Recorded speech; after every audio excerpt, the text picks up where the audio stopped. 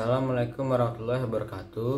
Nama saya Nandi Saputra. Saya akan menceritakan hikayat atau dongeng tentang pengembara yang lapar. Berikut ceritanya. Pada zaman dahulu kala, ada 3 orang sahabat yang pergi mengembara, yaitu Kendi, Buyung, dan Awang. Selama perjalanan, ketiga orang tersebut membawa perbekalan makanan seperti beras, susu, daging, dan buah-buahan.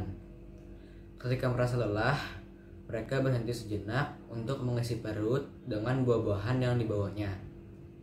Hingga pada suatu hari, tibalah mereka di sebuah hutan yang lebat. Mereka merasa lapar, tapi tidak bisa makan karena bekal yang dibawa telah habis. Dan di sini mereka tidak menjumpai seorang pun yang bisa dimintai tolong. Sembari memikirkan sebuah solusi, mereka beristirahat di bawah pohon ara yang rindang. Kendi kemudian berkata, "Seandainya ada nasi sekawah, aku akan habiskan seorang."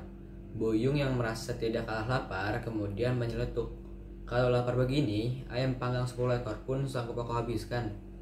Berbeda dengan kedua temannya, Awang hanya berharap ada nasi sepinggan dan lauk yang cukup untuk mengobati rasa laparnya.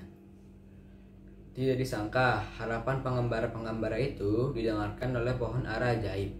Pohon tersebut kemudian menggugurkan 3 daunnya yang masing-masing berubah menjadi makanan yang diinginkan 3 sekawan itu. Kendi dan Buyung merasa senang sekali menemukan makanan tersebut lalu bergegas menyantapnya. Awang juga merasa bersyukur bisa mendapatkan makanan meski tidak sebanyak kedua temannya. Yang penting cukup untuk mengisi perutnya. Selesai makan, laki-laki ini memperhatikan kedua sahabatnya yang masih asyik dengan makan makanan masing-masing. Meski sudah makan banyak dan kekenyangan, ternyata Kendi tidak sanggup menghabiskan jatah makanannya. Nasi yang berada di dalam kawah tersebut ternyata bisa berbicara dan meminta untuk dihabiskan.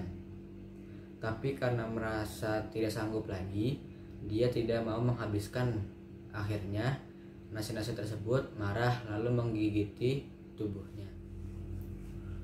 Hal serupa juga terjadi pada Buyung yang hanya mampu menghabiskan 1 ekor ayam saja, lalu membuang 9 lainnya ke semak-semak.